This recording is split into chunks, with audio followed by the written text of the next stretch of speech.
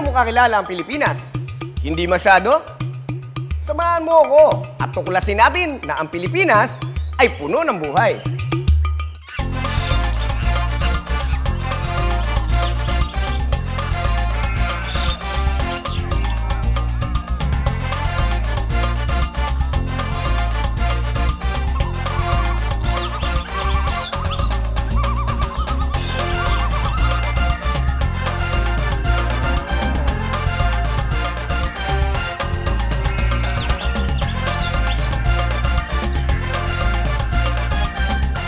Ang Earth ay nahati sa 7 continents. Ang Europe, Africa, North and South America, Australia, Antarctica, at ang pinakamalaking continent sa lahat, ang Asia. Kung saan sa bahaging timog silangan nito, o Southeast Asia, matatagpuan natin ang Philippine Archipelago. Sa geometry, mayroon tayong tinatawag na coordinate system. Ang coordinate system ay isang paraan na gumagamit ng Cartesian plane o two-dimensional number line para matukoy ang exact position ng isang point. Ang center ng coordinate system kung saan nagtatagpo ang x-axis at y-axis ay tinatawag na origin. Sa geography, applicable din ang coordinate system. Tinatawag itong Geographic Coordinate System. Ito ang paraan sa paghahanap ng lokasyon ng isang lugar sa mundo gamit ang latitude na nagsisilbing x-axis at longitude naman na siya naman nagsisilbing y-axis. The Philippine Archipelago is situated between the equator and the Tropic of Cancer. Specifically, it lies between 4 degrees and 23 minutes and 21 degrees 25 minutes north latitude and between 116 and 127 degrees east longitudes. Hi. And you are? Mabuhay! I am Miss Philippines and I know a lot about my country. I thank you, Val. Ayon sa mapa, ang Pilipinas ay pinalilibutan ng iba't ibang anyong tubig sa 4 na pangunahing direksyon. Ang Basque Channel ay matatagpuan sa hilagang bahagi. Sa silangan naman ay ang Pacific Ocean. Sa bahaging timog ay ang Celebes Sea at ang West Philippine Sea naman sa bahaging kanluran. Tinuturing na archipelago ang Pilipinas dahil binubuo ito ng 7,107 islands and islets. Well, that still depends if it's high tide or low tide. Sakop ng ating bansa ang may 1,968,700 square kilometers sa dagat at karagatan. At kapag pinagsama-sama lahat ng coastline ng bawat beach sa bawat island, ito ay aabot sa 18,000 kilometers. Mas mahaba pa ito sa pinagsama-samang haba ng coastline ng China at USA. Hindi ka talaga mauubusan ng mapupuntahan tuwing summer. Ang kalat-kalat na kapuluan ng Pilipinas ay may kabuuang land area na 298,170 square kilometers na nahahati sa 3 grupo. Luzon, Visayas, and Mindanao.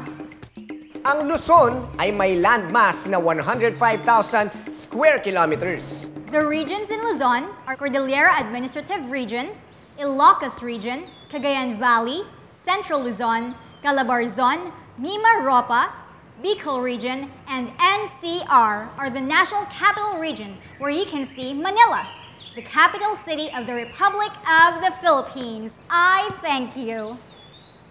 Yes, thank you also. Ang susunod ay ang Visayas Region na may land area na 57,661.1 square kilometers. Ito ay nahati lamang sa 3 rehiyon, ang Western Visayas, Eastern Visayas, at Central Visayas.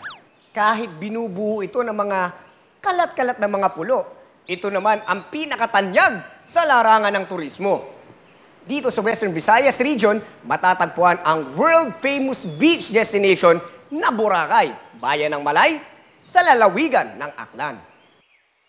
Did anyone say Boracay? Wait! Sama ako!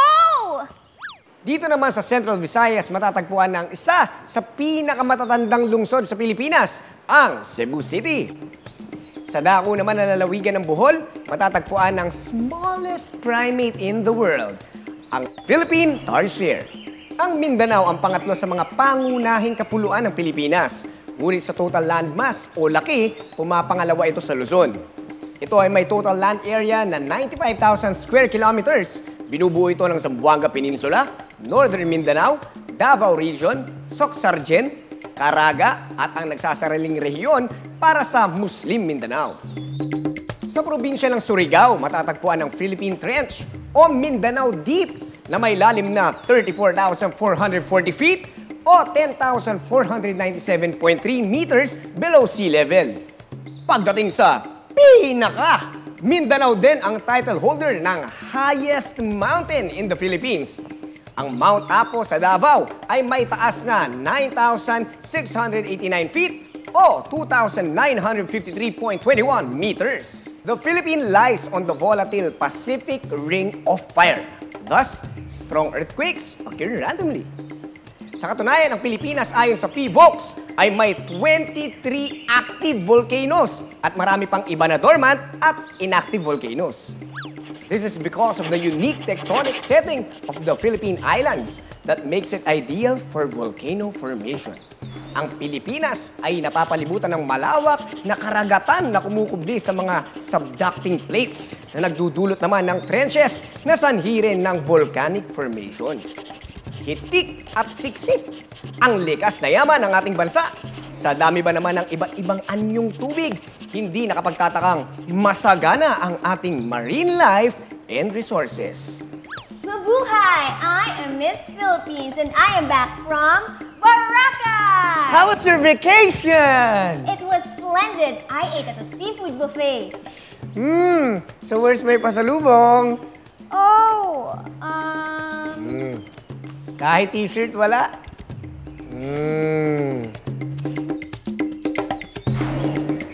Maliban sa laman ng seafood platter na bangus, tilapia, hipon, crab, talaba, tahong at pusit with lato and bagoong nakabilang sa 65 species na commercially available para sa lahat.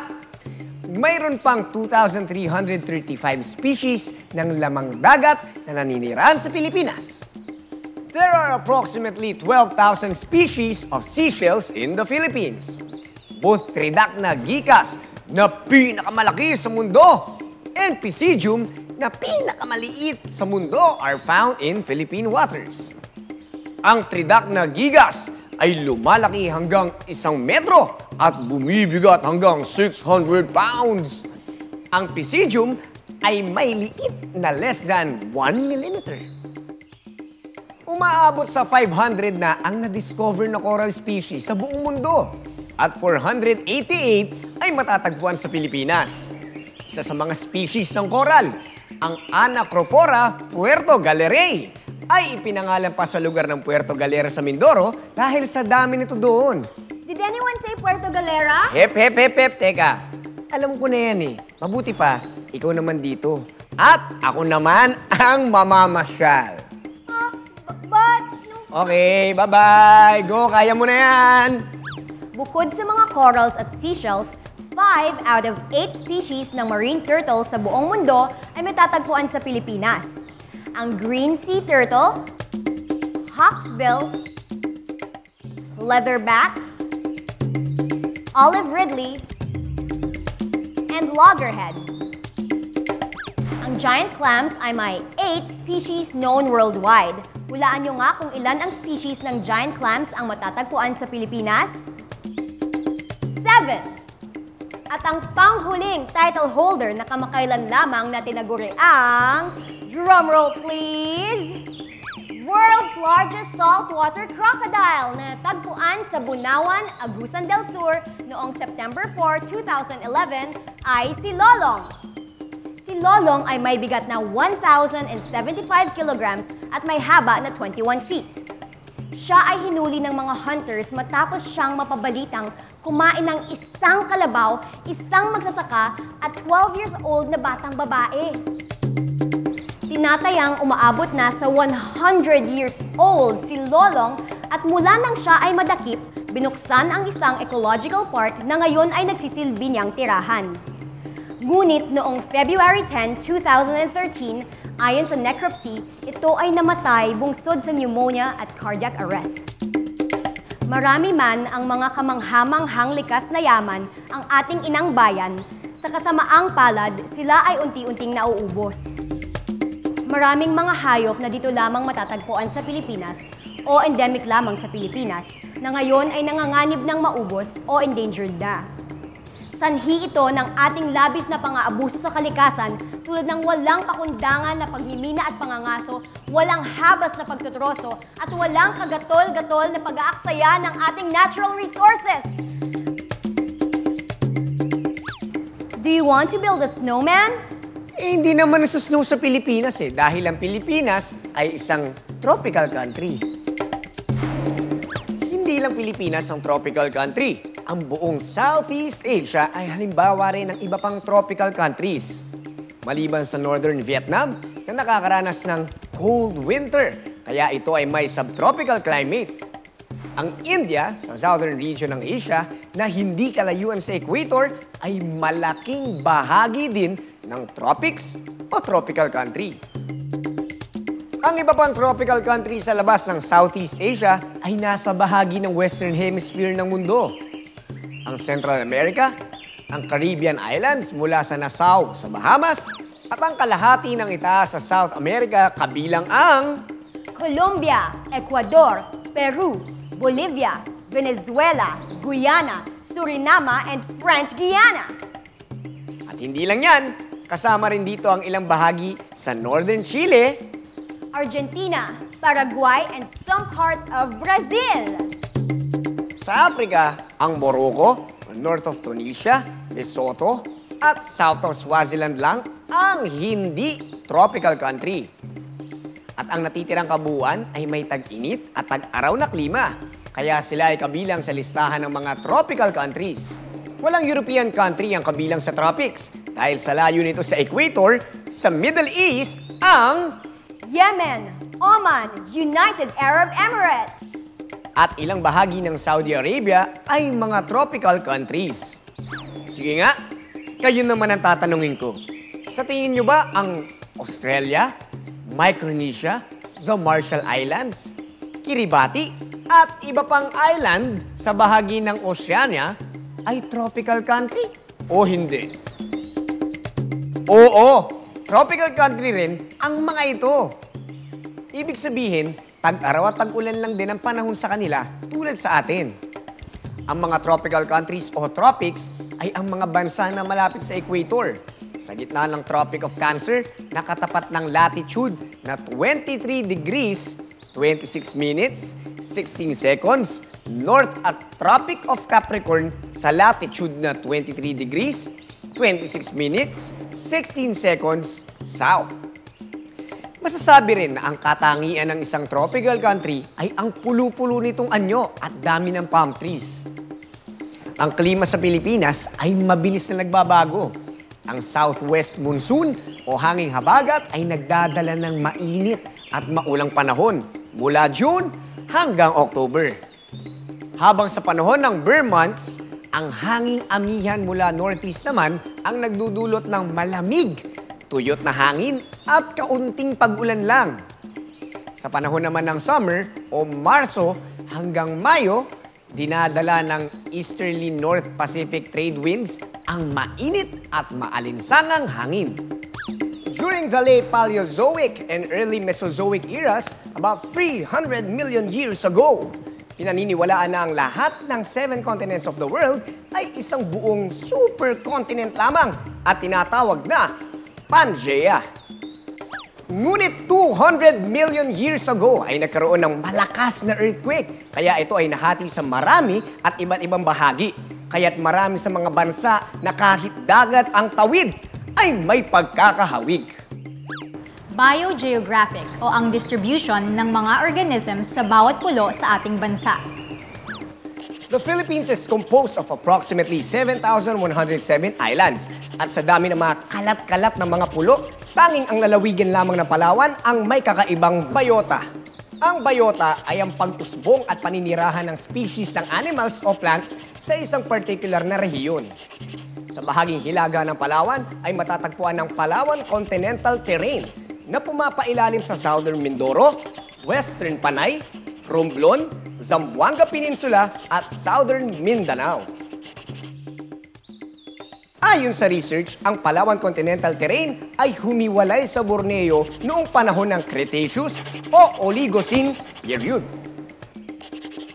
Isa pang patunay ay ang clade ng Palawan Mountain Squirrels at Northern Palawan Tree Squirrel ang matatagpuan lamang sa Palawan ay kaparehas ng clade na matatagpuan sa Borneo at Sumatra.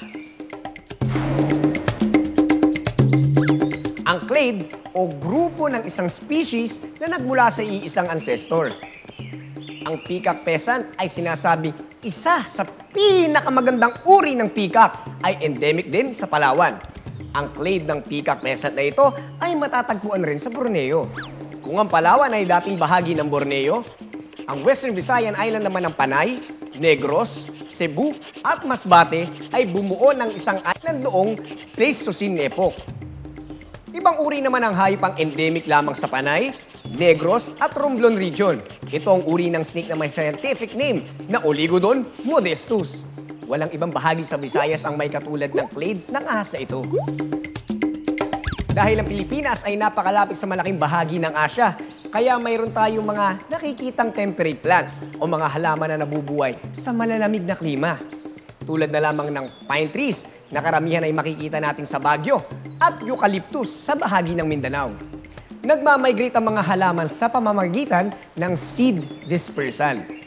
Kaya sa dami ng halaman sa paligid at sa mga forest, dagdagan mo pa ng mga halaman na nagmumula sa ibang lugar, talagang masasabi natin na malawak ang biodiversity ng Pilipinas. According to the book, Final Report, Philippine Biodiversity Conservation Properties, the Philippines is one of the 2 countries in the world, with Madagascar being the other, are both megadiversity countries and a biodiversity hotspot. Ibig sabihin, sa kada hektarya ng Pilipinas ay may nabubuhay at dependent na organism sa ecosystem na pumapaloob pa sa mas malaking ecosystem sa kabuuan ng Pilipinas. Dahil ang Pilipinas ay isang archipelago, it is composed of many environments. Sa bawat isla ay may mga unique na species. Dahil madaming bundok, kapatagan, burol, karagatan at iba pang anyong lupa at tubig ang ating bansa, iba-iba ring mga halaman at hayop ang naninirahan dito. Ito ay ilan lamang sa mga mahahalagang dahilan ng pagkakaroon ng madaming samut-saring halaman o hayop sa kagubatan ng ating bansa. Isa lamang sa bahagi ng hektaryang yun ang maaksaya at tuluyang mawala. Apektado na ang lahat ng organism sa loob ng ecosystem. At patuloy lamang ang pagka-extinct at pagkawala ng ating likas na yaman kung hindi natin ito pangangalagaan.